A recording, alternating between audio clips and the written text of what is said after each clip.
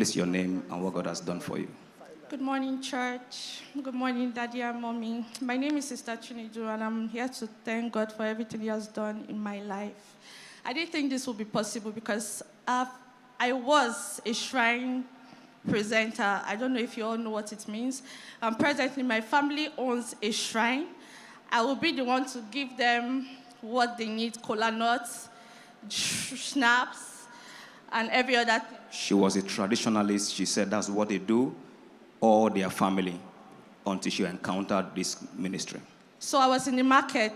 A lady walked up to me, Auntie Augusta. She attends Dunamis. God bless you, ma. So every time I see her, I always get angry. I will be so angry. She didn't do nothing to me, but I will be so angry. So she walked up to my office that morning. She said, I know you don't want to hear anything about God, but just attend my church for one day.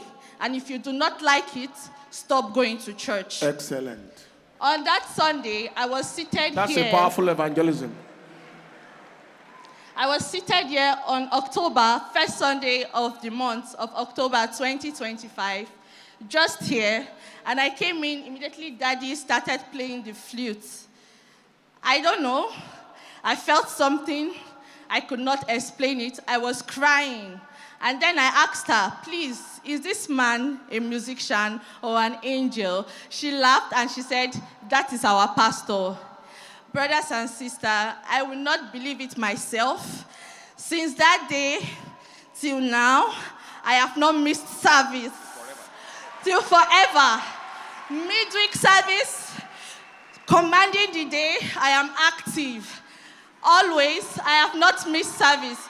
Even if I am not in a place to come to church, I must connect with my phone. In fact, they say I carry dunamis for head. I tell them, yes, so now me know what you do for me. Secondly, being like that, I've always thought that I can never have friends. I can never have anyone around me because that is what we were trained to believe. We worship the marine spirit, the shrine. I know my family will be angry, but I have to come out because I told them I'm not doing again, but they don't want to listen to me. So this is me denouncing my altar and coming to the altar of God and say, I am no longer in that word. That's a good place to give. Are you just sitting and looking like that? I'm not doing again. I'm a child of God. I'm a child of Dunamis altar. And I am not going back to that place. I am not. So this is me telling the word and telling my mom and telling my dad that I am now a child of God.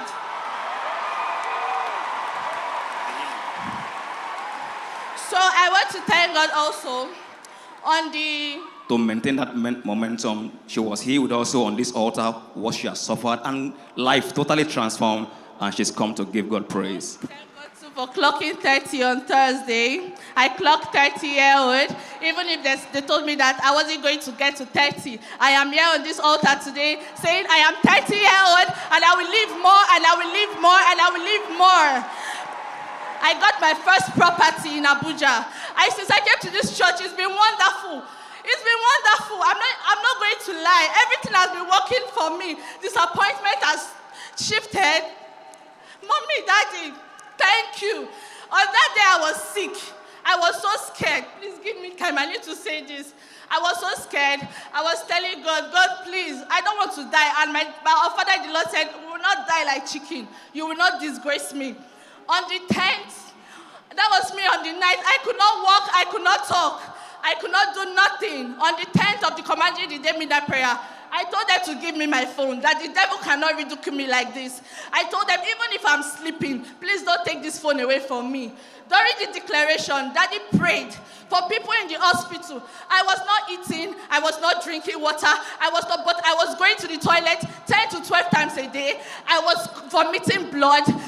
I could not do anything. Everybody was worried. But Daddy prayed and that commanded the day. He made a declaration and said, everyone taking out fluids from their body that they cannot explain, that God is going to heal them. I told everybody in that word that please join me. If you join me, we are going home the next day.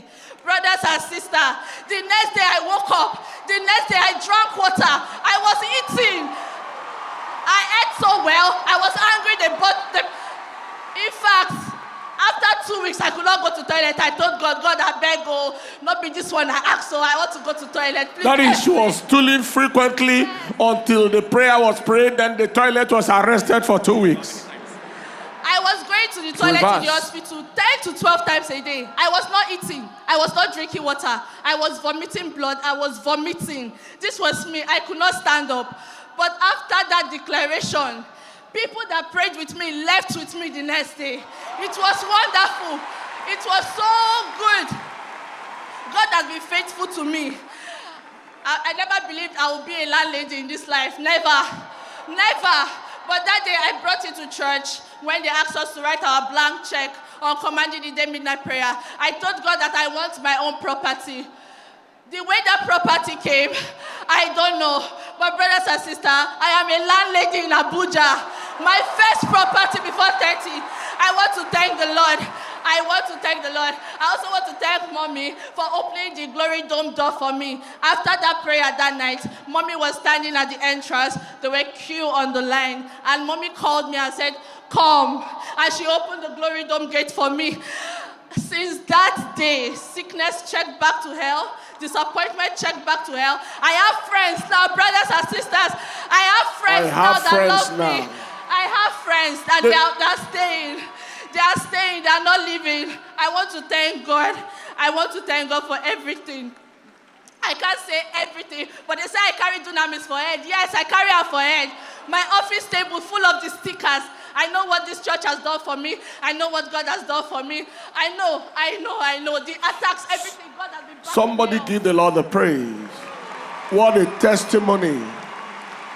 What a testimony. I had to control myself.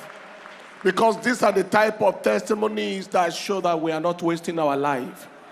We have not wasted our time. All of these freely you have received, freely give. All this given to this young girl free of charge. You can imagine a person under the age of 30 fully serving the devil. Fully serving, supplying things to cola nut and schnapp and dry gin and everything. That is your work in this modern day. She saw the child of God and got angry. The two spirits were clashing. And she doesn't have any friend because the devil has no good gift. As miserable as the devil is, that is how he imparts misery. Have you ever seen a smiling native doctor? Native doctor smiling. For what? For what purpose? He's permanently frowning, looking for the next person to destroy. They don't have any life to them. She's now celebrating that she now has friends. Friends that stay. Please don't serve the devil. It pays to serve God, but it costs to serve the devil. It pays to serve God. It costs to serve the devil. And what evangelism? Go follow me to our church. If you don't like it after the first time, just go. Don't come again. Because we cannot make God mightier than he is. Follow me to church. Let God prove himself.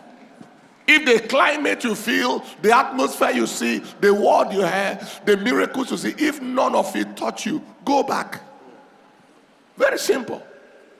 Father, we thank you. We give you the praise and the honor for the testimony of this, your daughter. As many as are in the valley of the shadow of death, we ask for their deliverance by this same kind of power. See her paralyzed on the chair because they said she shouldn't reach 30. The devil doesn't give them any life. But see her there, and she bragged to everybody, watch with me, you will be discharged tomorrow. Everybody who watched with her, they were all discharged the next day. We serve a mighty God. Give the Lord a big clap and a shout of praise. We will soon celebrate God for all of these testimonies. Congratulations. Please take your seat.